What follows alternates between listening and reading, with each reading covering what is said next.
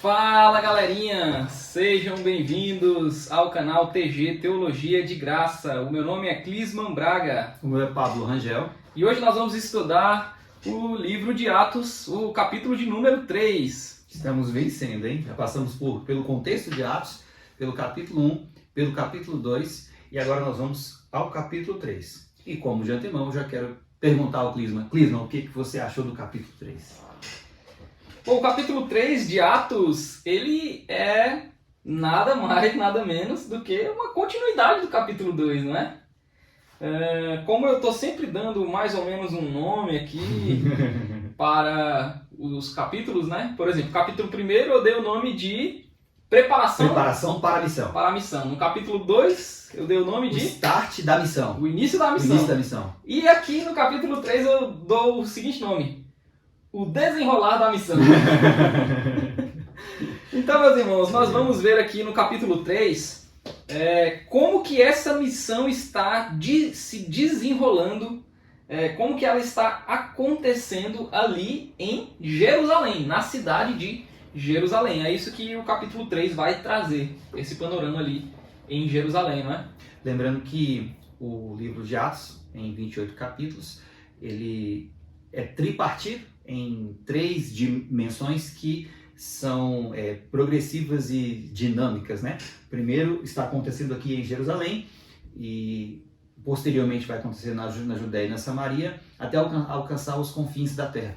Mano, o que eu pude perceber aqui no capítulo 3, e não quero dar spoiler para o capítulo 4, é que dentro dessa grande divisão que nós temos e no próprio versículo chave, que é a linha melódica de todo o livro, Atos capítulo 1, versículo 8, é que o capítulo 3 e o capítulo 4, eles são como se fossem uma coisa só do mesmo evento, e me lembra muito Atos capítulo 2, os seus últimos versículos ali, os últimos versículos do capítulo 2, me lembra também os últimos versículos do capítulo 4.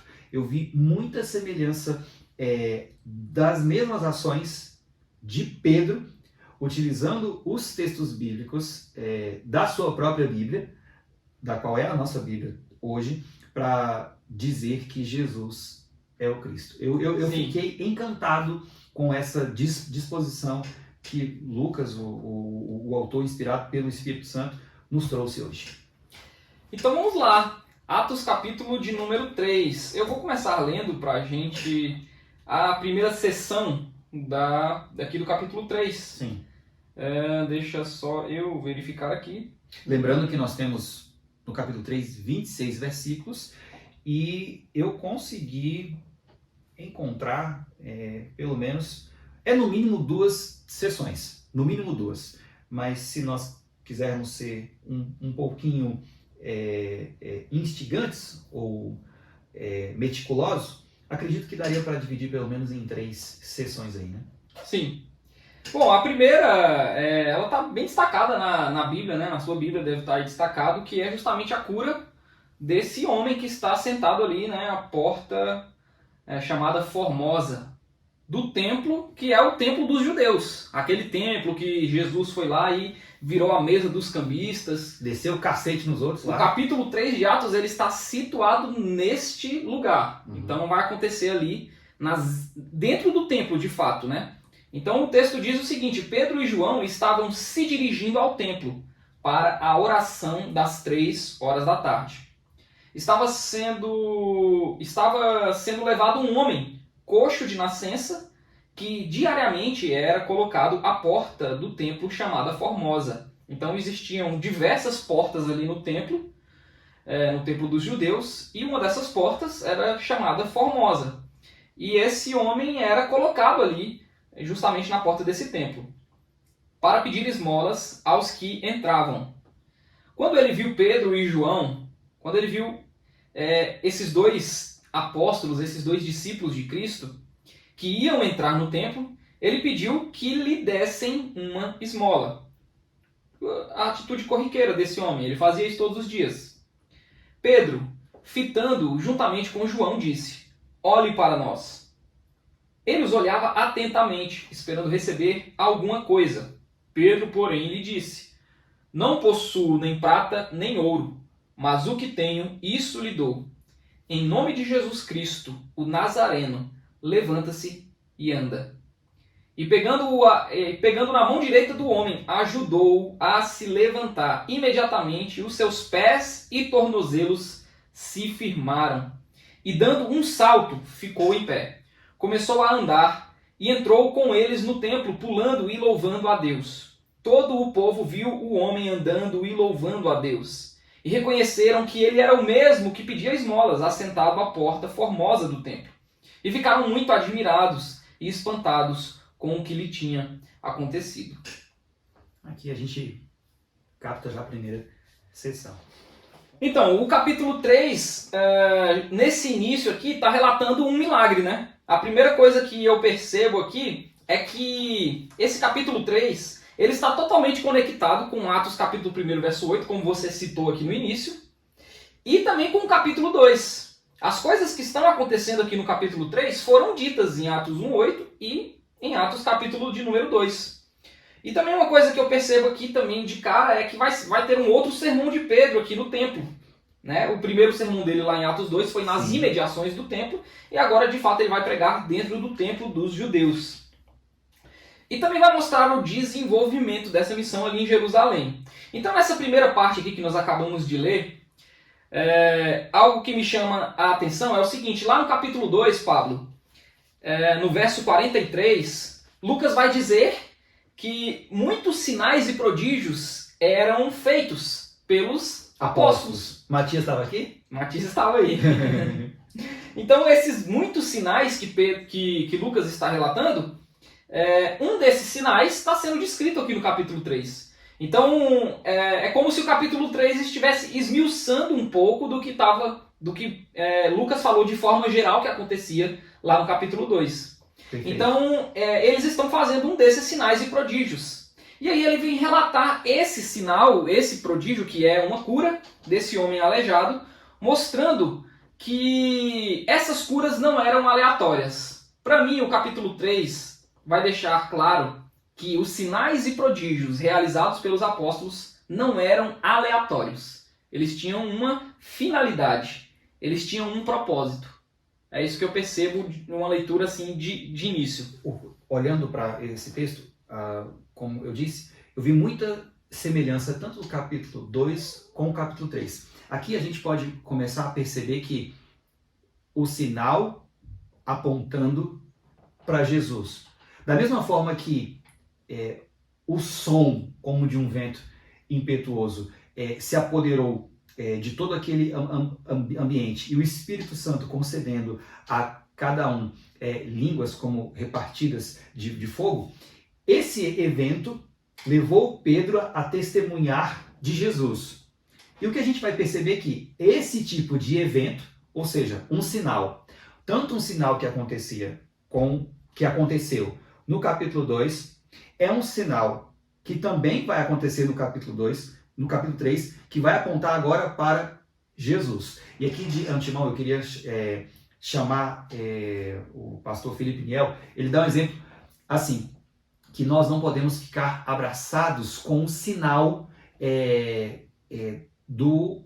da alegria, com o sinal do regozijo. Ele é pastor em Caldas Novas, e quando você já vai se aproximando de Caldas Novas, tem placas dizendo hotel tal, água quente tal, e enfim. E você não pode parar diante daquela tela, diante daquele outdoor, e ficar como se baixasse os vidros, tivesse tão impactado com aquela imagem daquele outdoor, descesse do carro e ficasse como se abraçado àquele outdoor.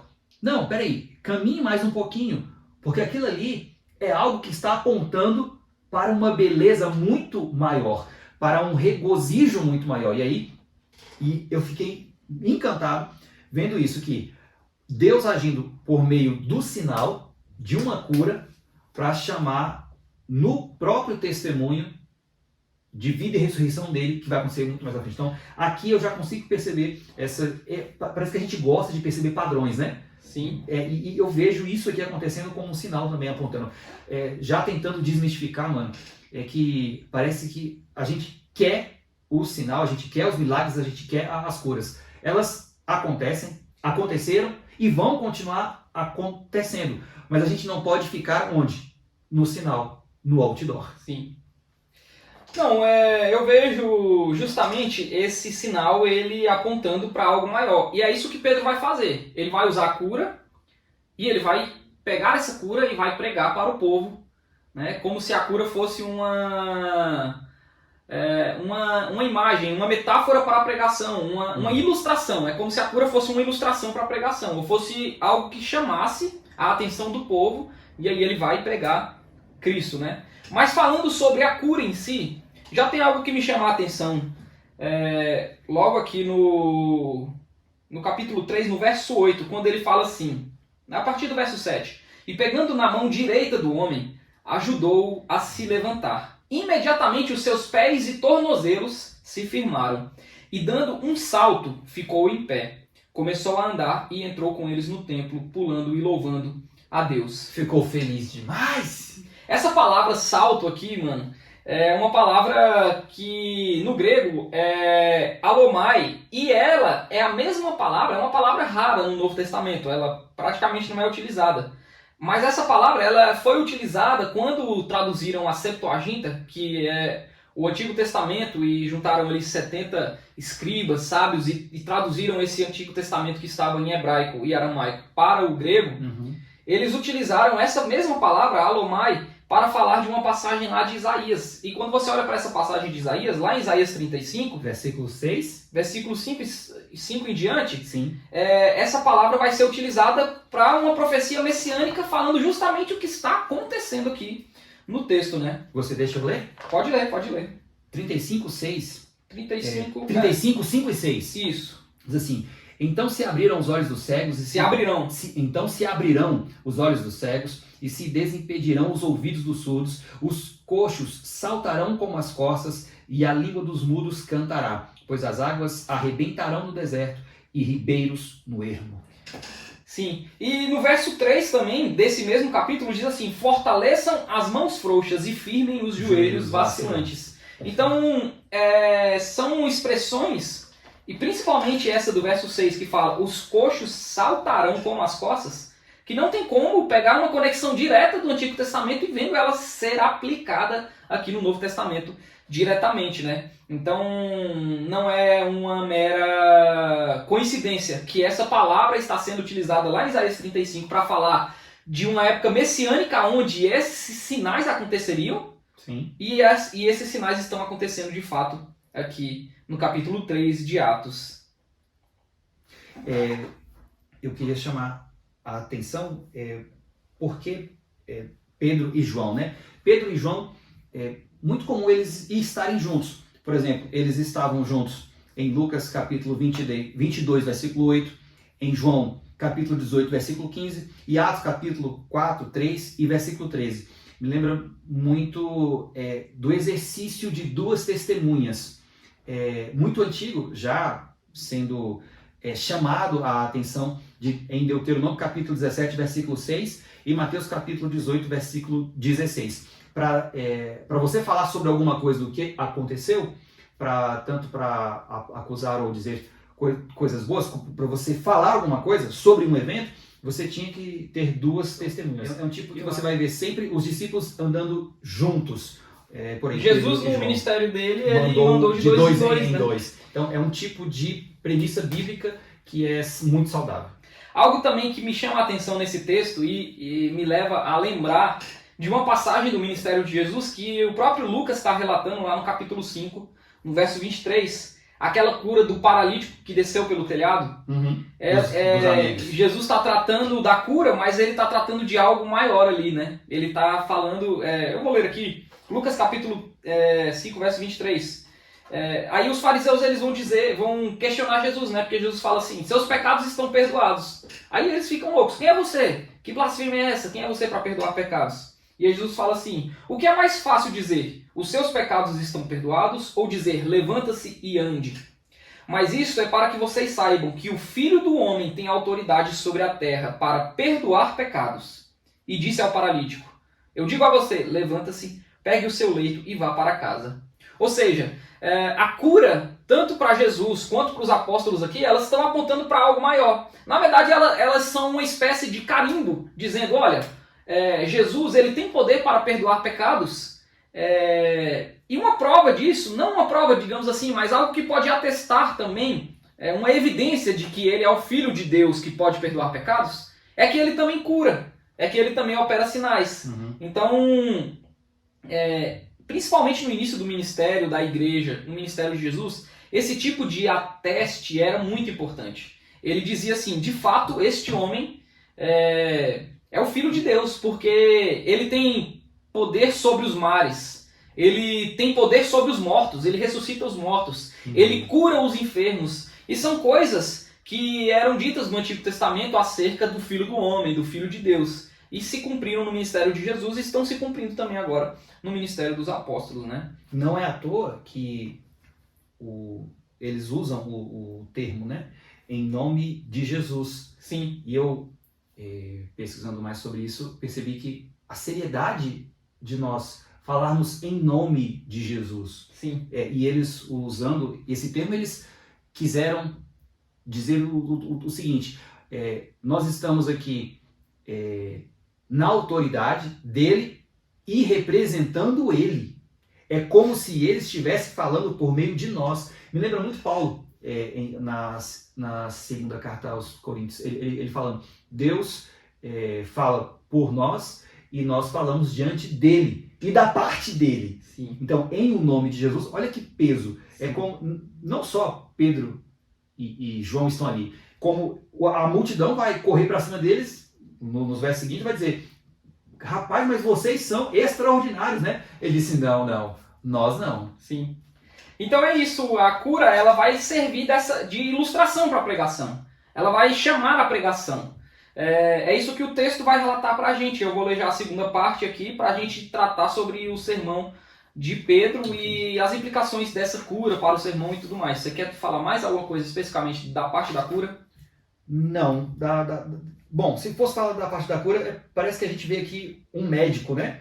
Falando sobre como as juntas e os ossos e os ligamentos foram dando forma e criando uma estrutura firme. Ele falando aqui no versículo 7, né? Imediatamente os seus pés e tornozelos se firmaram. Acredito que se fosse eu, que não sou médico, ia falar assim, olha, ele levantou e saiu pulando. Enfim, eu não ia usar esse tipo de detalhe. Então, provando mais uma vez de que, seriamente, Lucas tinha algum tipo de tato medicinal para poder trazer isso também. Então, eu acho que ele largou a medicina porque os apóstolos já estavam curando quem tinha necessidade. Ele falou, vou virar historiador aqui, né? Já que não tem mais necessidade de ser médico.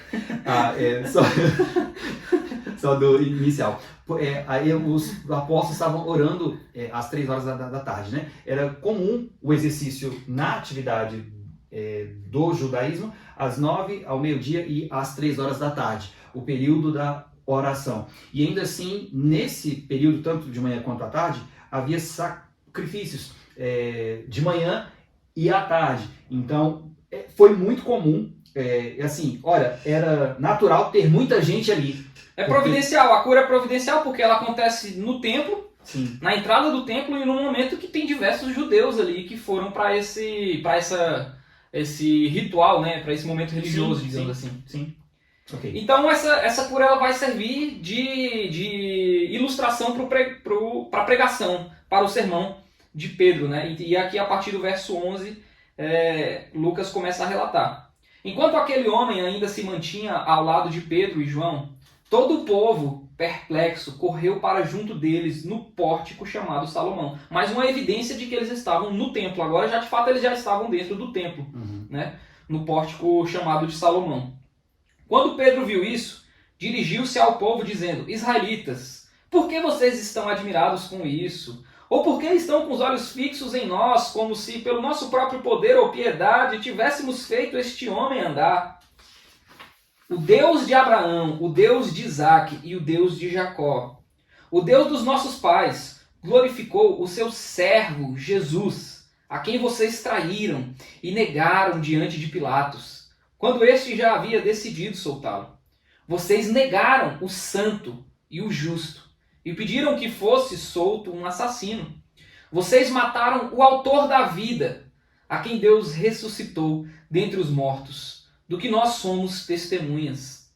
Pela fé no nome de Jesus é que esse mesmo nome fortaleceu a este homem que vocês estão vendo e bem conhecem. Sim, a fé que vem por meio de Jesus deu a este homem saúde perfeita na presença de todos vocês. E agora, irmãos, eu sei que vocês fizeram isso por ignorância, como também as suas autoridades o fizeram. Mas Deus, assim, cumpriu o que tinha que ser anunciado anteriormente pela boca de todos os profetas, que o seu Cristo havia de padecer. Portanto, arrependam-se e se convertam, para que sejam cancelados os seus pecados, a fim de que da presença do Senhor venham tempos de refrigério, e que ele envie o Cristo, que já foi designado para vocês, a saber, Jesus, ao qual é necessário que o céu receba até os tempos da restauração de todas as coisas, de que Deus falou por boca dos seus santos profetas desde a antiguidade. Porque Moisés disse: o Senhor Deus fará com que do meio dos irmãos de vocês se levante um profeta semelhante a mim. A esse vocês ouvirão em tudo o que lhes disser. Quem não der ouvidos a esse profeta será exterminado do meio do povo. E todos os profetas, a começar com Samuel, assim como todos os que falaram depois dele, também anunciaram estes dias. Vocês são os filhos dos profetas e da aliança que Deus estabeleceu com os pais de vocês, dizendo a Abraão: na sua descendência serão abençoadas todas as nações da terra. Tendo Deus ressuscitado o seu servo, enviou primeiramente a vocês para abençoá-los, no sentido de que cada um abandone as suas maldades. Mano, eu vejo o capítulo 3, se fôssemos pregar o capítulo 3 com 3 pontos, né? Ou 2 pontos, o sinal da própria ilustração, do 11 ao 16, a acusação, e do 17 em diante, a oferta de salvação.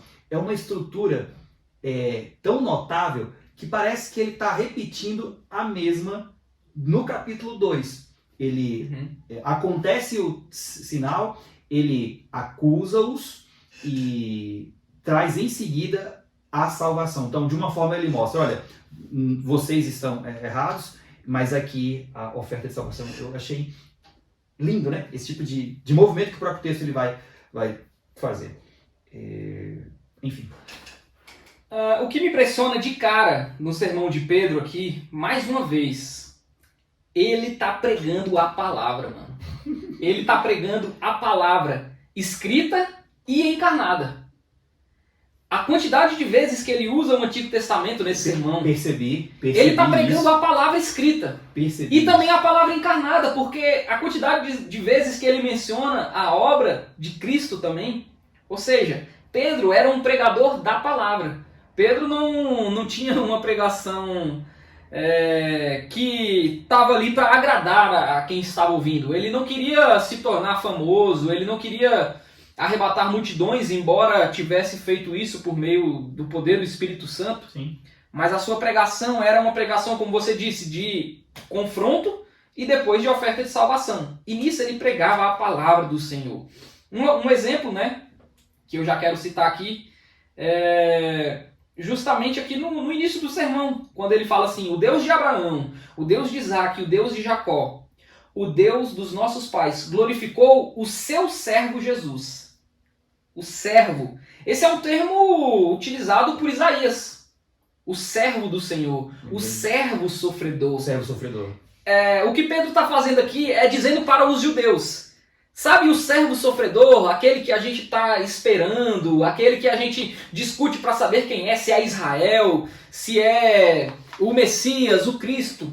Esse servo sofredor que o profeta Isaías menciona no capítulo 52 e no capítulo 53, esse servo sofredor é Jesus Cristo de Nazaré. O servo sofredor do Antigo Testamento é o próprio Jesus, e é uma figura marcante do Antigo Testamento, o servo sofredor. Tem algumas, né? O filho do homem, lá de Daniel, o servo sofredor de Isaías, o próprio Cristo, o Messias. Então, assim, tem algumas figuras marcantes no Antigo Testamento para falar acerca desse que viria. E Pedro está dizendo para eles: o servo, que é o servo do Pai, o servo de Deus, é Jesus. Glorificou o servo Jesus, a quem vocês traíram e negaram diante de Pilatos, quando este já havia decidido soltá-lo. Vocês negaram o santo e o justo, palavras também que remetem ao Antigo Testamento, para falar desse homem, desse Filho de Deus, desse Messias esperado. E pediram que fosse solto um assassino. Vocês mataram o autor da vida, a quem Deus ressuscitou dentre os mortos, do que nós somos testemunhas. É muito belo. O versículo 14 e 15, para mim, é a coroa, porque ele estabelece paradoxos que nós, se os nossos olhos não fossem abertos por Deus, a gente não iria encontrar beleza nesses versículos, principalmente no 14 e no 15, que eu vejo como a coroa de toda essa pregação dele aqui. Eu queria chamar a atenção, por exemplo, no versículo 12, do 11 para o 12. Imaginemos a cena. Pedro olha para o coxo olha para Pedro, esperando algum tipo de ação de Pedro, algum tipo de moeda, porque naquele tempo não tínhamos INSS, não tínhamos BPC, então era muito comum os coxos e aqueles que tinham algum tipo de deficiência física estarem às portas dos templos para pedirem as suas esmolas, para sobreviverem. Pedro, então, olha para ele, no nome de Jesus, a cura acontece. Esse mesmo homem, e o texto vai dizer lá no final do capítulo do 4:22, diz assim, ele tinha mais de 40 anos e diz que ele era sempre levado para aquele povo. Então muita gente já o conhecia, por isso que no desenrolar da história era inegável em que os próprios judeus dissessem, não, isso não, como é que a gente vai abafar esse tipo de situação? E aí esse homem está com ele, e todo o povo se envolve com Pedro e diz assim, olha, poxa, vocês são demais. A palavra que é admirados é assim, eles estão perplexos, extasiados. Quando olha assim, com os olhos fixos em nós, me lembra muito aquela cena quando os próprios discípulos, apóstolos, estavam com os olhos fitos em Jesus, num olhar e numa direção assim, ó, embasbacados, sim, olhando para eles. E aí Pedro fala aqui, ei! Não por nós. Muito diferente de ações de pessoas, por exemplo, lá em Atos capítulo 8, versículo 9 e 10, que querem atrair a atenção para si. Por exemplo, diz aqui, Atos 8, 9 e 10, havia naquela cidade um homem chamado Simão, que praticava artes mágicas e deixava o povo de Samaria admirado. Dizia ser alguém muito importante, e todos lhe davam ouvidos, do menor ao maior, dizendo, este homem é o poder de Deus, chamado o grande poder. Olha o tipo de comportamento que Pedro tem, diferente do que essa pessoa não teve. Pedro disse, olha, não por nós. E aí ele usa, parece que de uma forma, de uma forma engenhosa, ele usa o termo, o Deus de Abraão, o Deus de Isaac e o Deus de Jacó, era muito comum na iniciação das orações do povo judeu. É o que nós comumente oramos assim, Senhor meu Deus e meu Pai. E aí parece que Pedro está dizendo assim, o Deus para quem vocês estão orando, o Deus de Abraão, o Deus de Isaac e o Deus de Jacó, lembrando também do Antigo Testamento, em Êxodo, capítulo 3, versículo 6 e o versículo 15, ele está descrevendo agora, não só apontando para eles, que eles o negaram. Agora imagina Pedro agora. Pedro também negou a Jesus. Sim. E aí, um Pedro restaurado, um Pedro perdoado, um Pedro que se vê, muito provável, na condição da negação que eles mesmos estão fazendo, agora é um Pedro que leva eles a se lembrarem da preferência que o povo teve por Barrabás a Jesus, e agora dizendo para eles, vocês negaram o santo e o justo, e pediram que fosse solto um assassino. Mataram o autor da vida. O termo que é autor da vida é aquele que é a origem e o mantenedor dela, a quem Deus ressuscitou dentre os mortos, do que nós somos testemunhas. Me lembrando. Palavrinha mágica. Mágica, né? Uhum. Palavrinha mágica.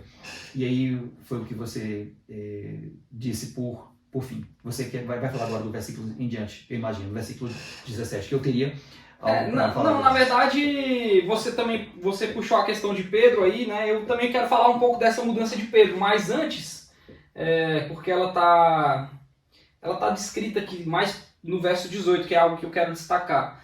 Mas aqui, algo que eu estava falando do servo sofredor, do servo de Deus, esse servo, ele precisava sofrer, né? Isaías 53 deixa claro que ele precisava sofrer, o servo de Deus iria sofrer. Então, Pedro identifica o sofrimento de Jesus para identificar o servo dele, né? Quando ele diz assim, vocês mataram ele. Sim. Ele estava preso, Pilatos decidiu soltá-lo, ele iria soltá-lo, mas vocês preferiram soltar um assassino e vocês mataram ele. Então, o sofrimento que Jesus passou serviu também para corroborar que ele era o servo de Deus, o servo que precisava sofrer, né? E ele vai dizer isso justamente no verso 18, né? É porque o verso 16 fala de um outro assunto que eu quero tratar. Pode falar. Então eu vou no 18. O 17 depois. Tá, então eu vou no 18, que está falando aqui da mesma coisa do sofrimento. Tá bom. E aí a gente volta no 16 e no 17. Tá bom. Que está falando assim...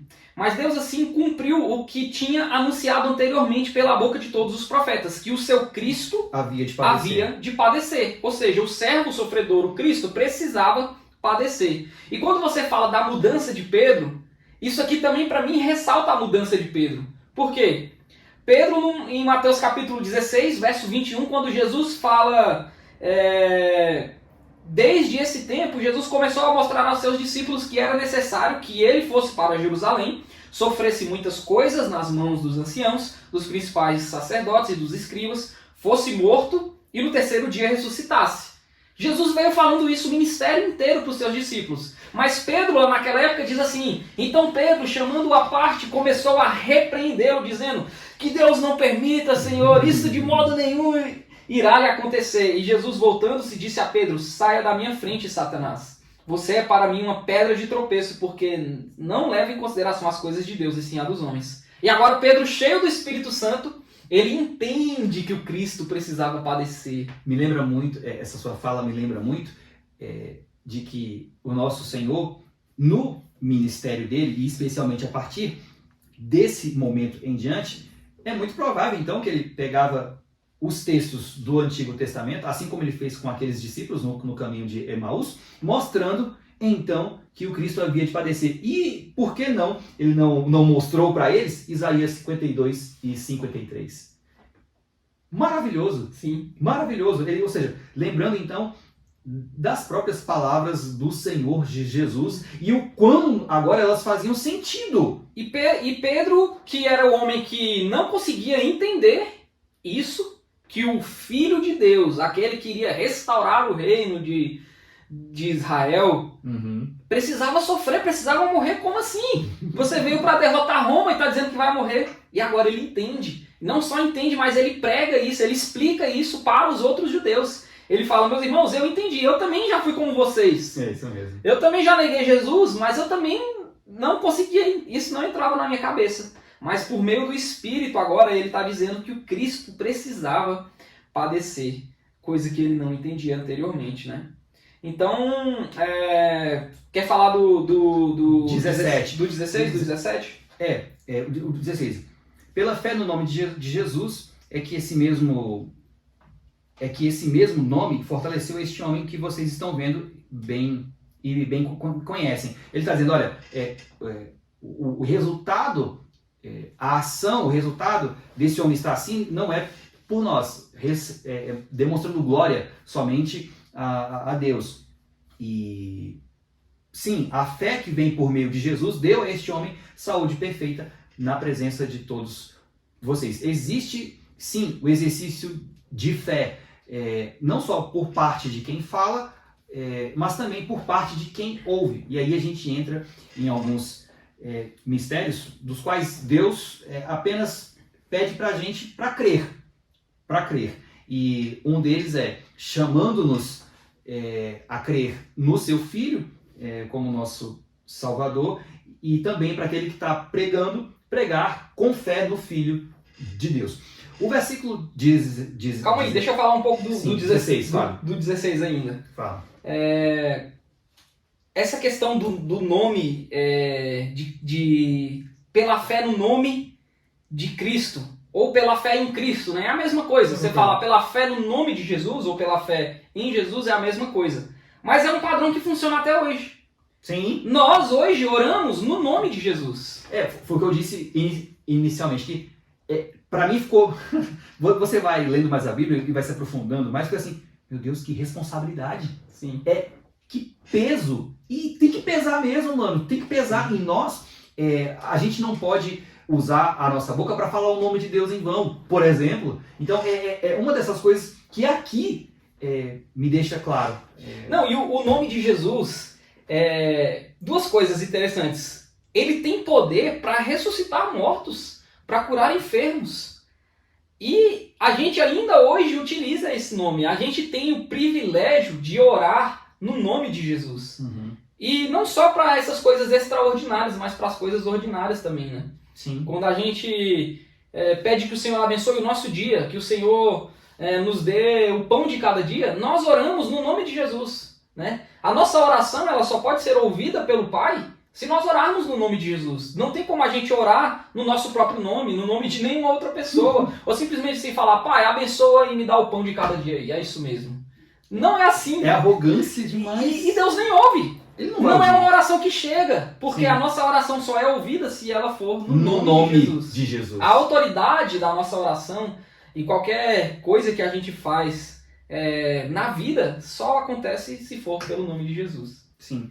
Versículo 17 que me chamou a atenção, ele diz assim, olha, eu sei que vocês fizeram por ignorância, como também as suas autoridades o fizeram. Mas ele, antes, no versículo 14, no versículo 13 em diante, ele já está acusando. Ele diz, olha, vocês o traíram, vocês preferiram Barrabás, vocês preferiram um assassino do que o autor da vida. É como se ele brincasse com as palavras no próprio evento, dizendo, olha, Pilatos reconheceu que ele era justo.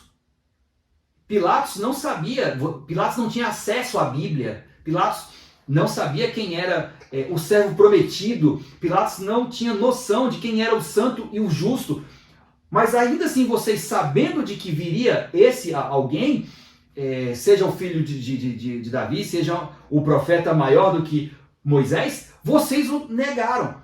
E ele traz como se fosse uma ressalva. Sabemos que vocês fizeram isso por ignorância. Aí o que eu esperava dos versículos seguintes assim? Então, estão perdoados. Mas não. Tanto na ignorância quanto por intencionalidade, nós somos responsáveis por tudo. E aí quando a gente vai pesquisar um pouco mais, a gente vai encontrar o fundamento. Por exemplo, em Números 15, agora, vou em cima, Números 15, versículo 22 a 30, diz que, depois você, que eu vou ter que ser grande, Números 15, do 22 a 30, diz que tanto os pecados voluntários e os pecados involuntários, as pessoas são culpadas. Sim. Exige, nos involuntários tem sacrifício, como uma forma de expiação. Nos voluntários não, já é morte. E aí alguém pode dizer assim, mas os judeus tinham lei, eles tinham um tipo de noção para poder seguir. E aqueles que nunca tiveram? Bom, a gente vai encontrar essa resposta lá em Romanos capítulo 2, do 12 ao 16, que mesmo os gentios, ou seja, mesmo aquelas pessoas que não tinham a lei inscrita no seu coração. Todo mundo sabe que dar a vida é bom e que matar é ruim. Todo tipo de tribo ou tipo de organização, seja ela comunitária ou não, tem um tipo de padrão que nasce do coração, algum tipo de organização, algum tipo de verdade, algum tipo de contrato. Então, independente se for por ignorância ou com intenção, se for involuntário ou por voluntariedade, continua sendo pecado. Continua sendo pecado. Eu disse, Deus, a gente não tem para onde fugir. Mas essa é a má notícia. No verso 19, ele traz a boa notícia. Sim. Que ele fala assim para esses judeus, portanto, arrependam-se e se convertam, para que sejam cancelados os seus pecados. Dessas coisas, né? O arrepender-se eu quero frisar. Quando você... a chamada ao arrependimento, o Pedro, o apóstolo Pedro, e nós estamos dizendo, olha, se vocês considerarem essas coisas que nós estamos lhe dizendo, você vai mudar o seu comportamento, você vai mudar a sua conduta. E a conversão é o resultado desse pensar. E aí, o que acontece, né? Quando você pensa nas coisas que você está fazendo, você diz, meu Deus, o que eu estou fazendo? Eu preciso mudar diante de tudo isso que eu estou fazendo. Aí o resultado natural é a conversão. E aí tem pelo menos 3 coisas aqui, que é os nossos pecados são cancelados, vem tempos de refrigério e vem tempos de restauração.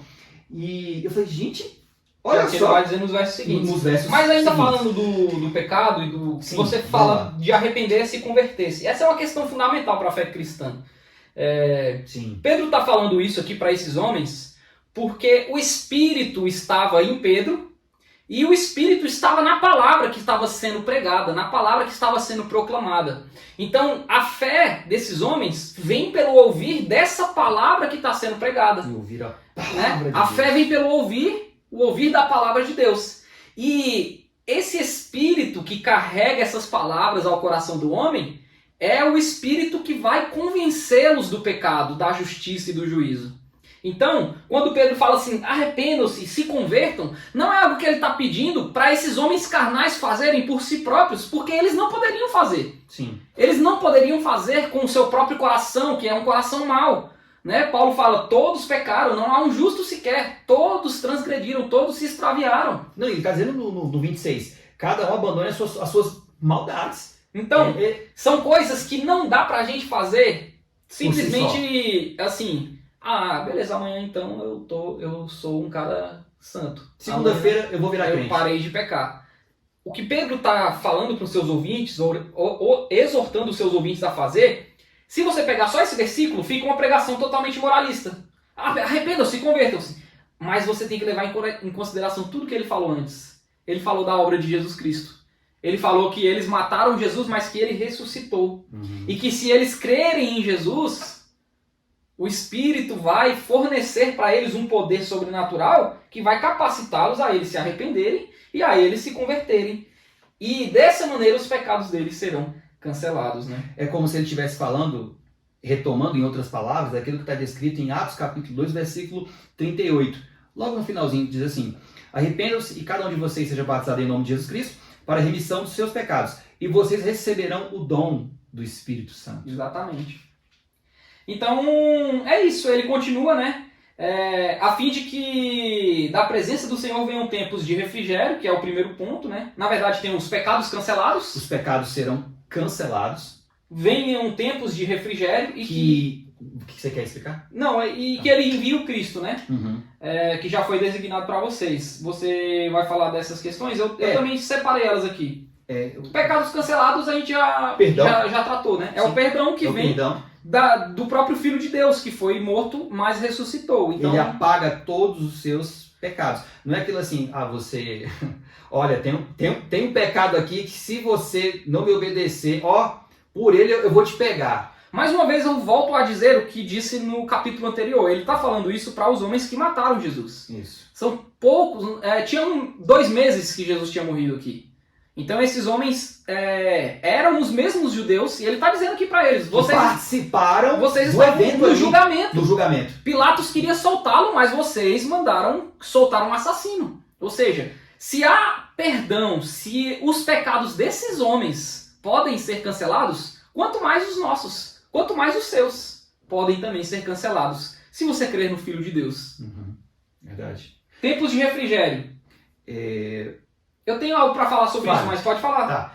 Eu encontrei respostas no sentido de que reavivamento ou descanso com a vinda do Messias. É você saber que a paz chegou, mas a paz chegou na pessoa do Filho de Deus. É você tê-lo como o descanso, o Senhor sendo o seu pastor e você encontrando descanso em pastos verdejantes. É isso, é tempo de refrigério. tempos de refrigério. Mano, olhando para esse tempos de refrigério e pegando todo o contexto que está sendo tratado ali no capítulo 3, eu pensei o seguinte: só quem viveu uma religião falida sabe o que é receber uma boa notícia de que os seus pecados serão cancelados. Imagine, Pedro está falando para aqueles homens que estão no templo em um horário que se oferecem sacrifícios de uma religião falida, de uma religião que acabou, esse tempo acabou, depois da morte de Cristo. A nova aliança entra em vigor depois da sua morte e ressurreição. Então imagine para esses homens que estão há anos em uma religião falida, em uma religião que traz uma carga pesada para eles, e os fariseus colocaram uma carga ainda maior, que apenas cobria os pecados. Esses homens têm que ficar oferecendo sacrifícios diariamente, continuamente, e um sacrifício que é uma sombra, que não apaga o pecado de vez, que não cancela o pecado de vez. Sim. E esses homens recebem uma boa notícia dizendo assim: os seus pecados podem ser cancelados se vocês creem no Filho de Deus. Isso é um refrigério para a alma de quem está vivendo numa religião falida, como esses judeus estavam vivendo. Sim. Imagine você passar uma vida inteira como Lutero, Sim. crendo numa justiça própria, crendo numa justificação por obras da lei, é o que Paulo vai dizer, crendo numa justificação por obras da lei. Mano, e nós temos e somos luteros. Sim. Por aí.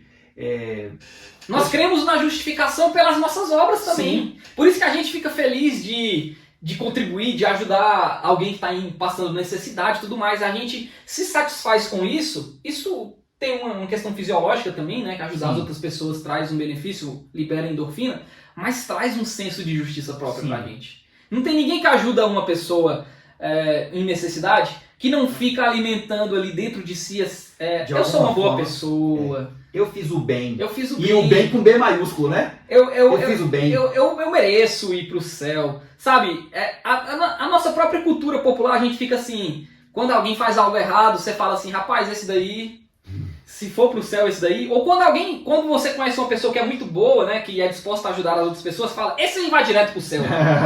Então a gente tá cheio de justiça própria, como os judeus, como Lutero. E esses homens que dependem de si próprios, e eles estão fadados ao fracasso se dependerem de si próprios para alcançarem salvação, para alcançarem perdão de pecados.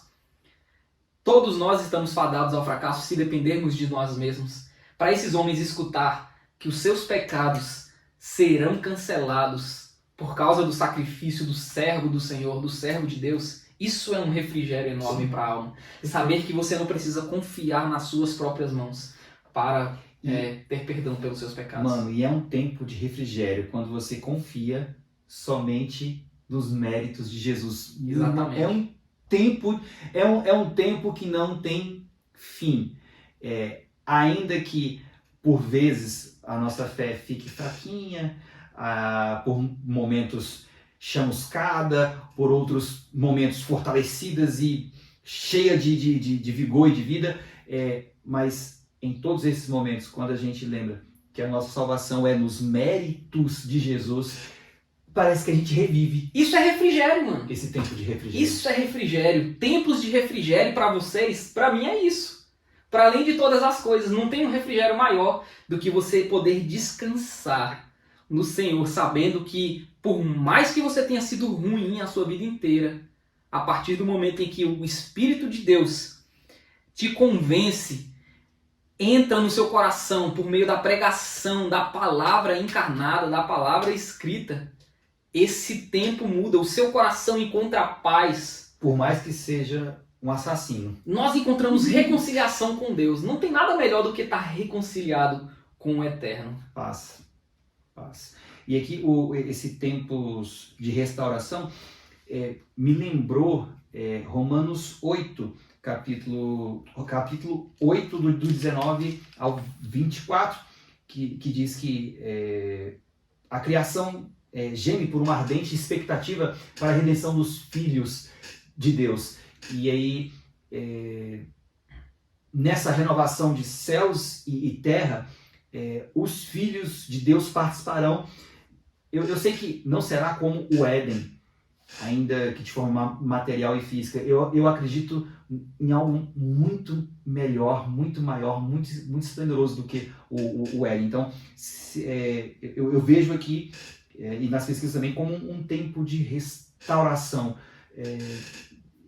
Ainda que nós vivamos aqui um reino de Deus, nesse tempo de restauração me lembra muito o reino de Deus em seu esplendor, Sim. em sua glória.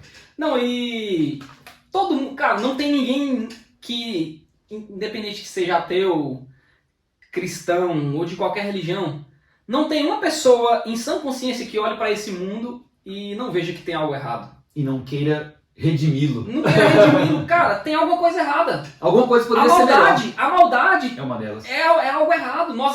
O nosso coração, como diz Eclesiastes, ele foi preparado, ele tem um anseio pela eternidade.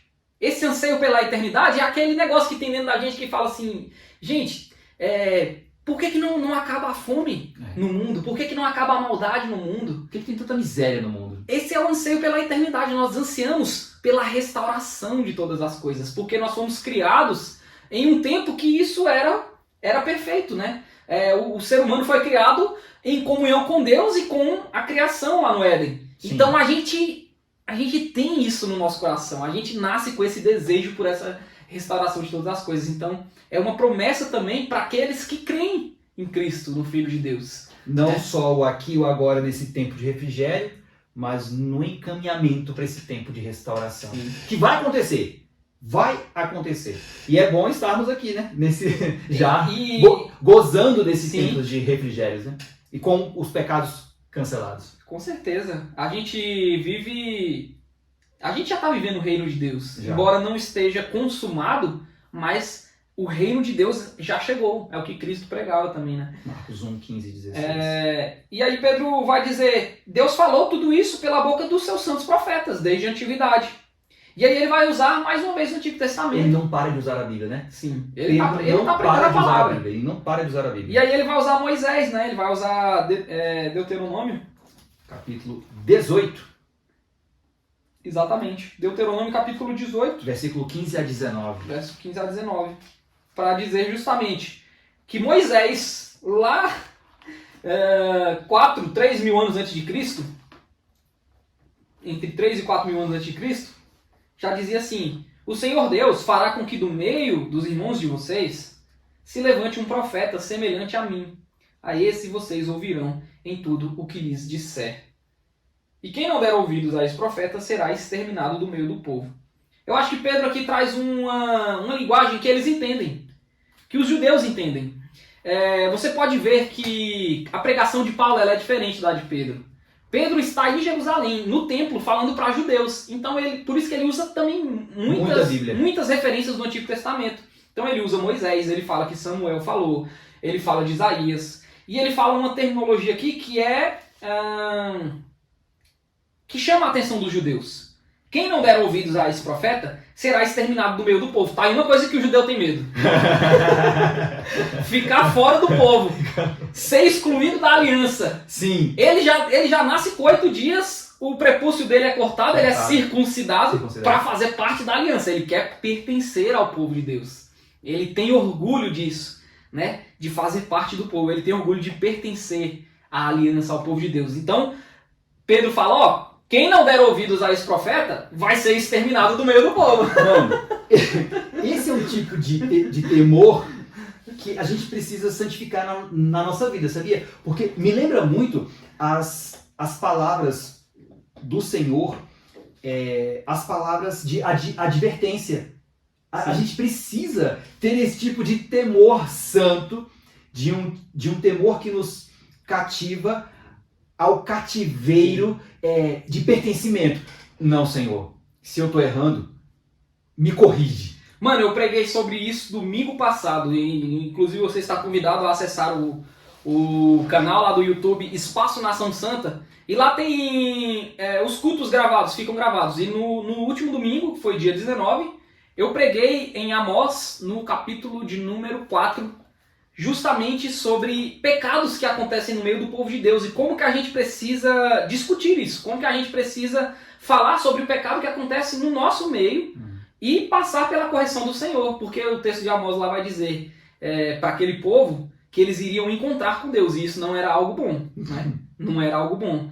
Para quem estava atravessando anos de pecado, de iniquidade, encontrar com Deus não seria nada bom, né? Mas falando apenas da questão do temor, Sim, né? sim. E é isso que Pedro está ressaltando aqui. Ele está causando temor no povo. Ele está falando uma linguagem que eles entendem. Por que falar para eles assim, não, seu pecado vai ser perdoado, ou seu pecado não vai ser perdoado? Tá, mas se você não escutar, você vai ficar fora do povo. Eita, isso aí é ruim. Mano, meu Deus. E aí ele fala, né, e todos os profetas, a começar com Samuel, assim como todos os que falaram depois dele, também anunciaram estes dias. E aí ele vai dizer, vocês são filhos dos profetas, e da aliança de Deus, da aliança que Deus estabeleceu com os pais de vocês, dizendo a Abraão, na sua descendência serão abençoadas todas as nações da terra. E aqui aponta, eu acho, também para o capítulo 2, lá, quando as línguas são... aquelas línguas que a gente falou lá do capítulo 2, denota também essa bênção para todas as famílias da terra, todas as nações da terra. Sim, sim, claro. Então Pedro está reforçando essa ideia de que essa bênção não é exclusiva para eles, mas é para todas as nações da terra. Entretanto, Deus, tendo Deus ressuscitado o seu servo, enviou primeiramente para vocês. E eu fiquei assim, poxa, mas por que, né? Por que primeiro aos judeus? Porque primeiro foi dado a promessa da aliança, né? Claro, ela começou lá em Gênesis capítulo 3, versículo 15. Passou por Noé, a gente sabe. Mas com Abraão, Deus falou assim, Abraão no particular, Abraão, vem cá, deixa eu te prometer. Gênesis 22, 8, salvo engano. Ou seja, deixa eu te chamar aqui. E aí Jesus, quando veio, também veio para os seus. João capítulo 1, versículo 12 em diante. E os seus não o receberam.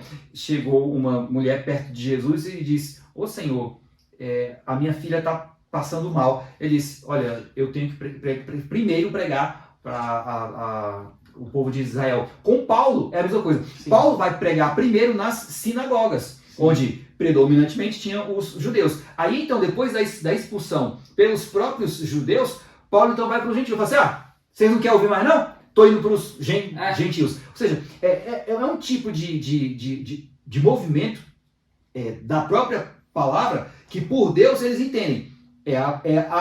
A Israel. É um movimento que confirmando faz parte da história bíblica. Da própria história, perfeito. E Pedro, ele vai dizer que isso é uma bênção para esses homens, né? Tendo Deus ressuscitado o seu servo, enviou primeiramente a vocês para abençoá-los, no sentido de que cada um abandone as suas maldades. Isso também está em Atos 1:8, né? Quando Jesus fala, vocês serão minhas testemunhas, primeiro em Jerusalém, depois em Samaria, na Judéia, e depois nos confins da terra, né? Então, para além de tudo isso que a gente já falou, tem a própria questão da promessa de Jesus e de como essa promessa vai se desenvolver no relato de Lucas, primeiro em Jerusalém. E aí, por isso que Pedro está primeiro lá no templo, em Jerusalém, pregando para judeus. Quando fala que, no sentido de que, no versículo 26, né? No sentido de que cada um abandone as suas maldades, um exercício de persuasão a eles é como se eles estivessem debaixo de trevas, não só praticando maldades, mas na influência do maligno, o termo aqui denota. E aí nos faz lembrar Colossenses 1, 13 e 14, quando Cristo nos resgatou das trevas. Nesse mesmo sentido, olha, abandonem as suas maldades, porque vocês estão sendo influenciados pelo diabo. Então vamos para as aplicações. Mano, o que eu vejo aqui de inicial é de que nós somos responsáveis pelos nossos atos e, ao mesmo tempo, nós somos totalmente dependentes de Deus. Eu quero ler um texto aqui, que está lá em Lamentações, capítulo 5, versículo 21, que diz assim, converte-nos a Ti, Senhor, e seremos convertidos. Renova os nossos dias como antigamente. Apesar de todos os nossos erros na vida, todos os nossos fracassos morais e qualquer tipo de situação que a gente venha a cometer, seja contra as pessoas e principalmente contra o autor da vida. que nós diariamente o rejeitamos, diariamente, de forma silenciosa, estamos o afastando da nossa vida. Isso é um pecado, e é um pecado terrível, que não só os nossos irmãos na fé cometeram. Não só Pedro negou a Jesus, mas um Pedro cheio do Espírito Santo, pessoas cheias do Espírito Santo, começam a testemunhar de Jesus pela fé. E a minha oração e o meu desejo hoje, então, seria isso. Pedir ao Senhor perdão dos meus pecados e que Ele nos converta para Ele mesmo. Eu queria trazer uma reflexão acerca, novamente, da questão dos pecados estão cancelados. Queria falar para você que está nos ouvindo, talvez você esteja sendo incomodado pela culpa dos seus pecados.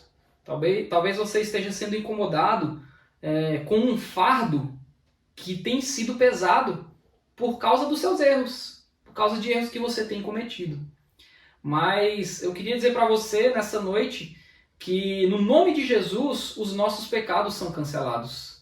No nome de Jesus nós temos perdão para os nossos pecados, o fardo dele é leve, o jugo dele é suave. Então eu queria dizer para você que mesmo que você não esteja indo a uma igreja regularmente nesse momento, mesmo que você esteja vivendo uma vida longe de Deus, eu quero dizer para você, os seus pecados foram cancelados com o sacrifício do Filho de Deus, com o sacrifício de Jesus Cristo. E você pode receber essa redenção pela fé no nome dele, pela fé nele, você pode receber essa redenção. Então, independente de onde você esteja nesse momento, se você quiser e puder, você pode fazer uma oração. Assim como Pedro orou no nome de Jesus para que aquele homem fosse curado, que as suas feridas da alma, as suas doenças na alma sejam curadas no nome de Jesus. Peça isso para ele.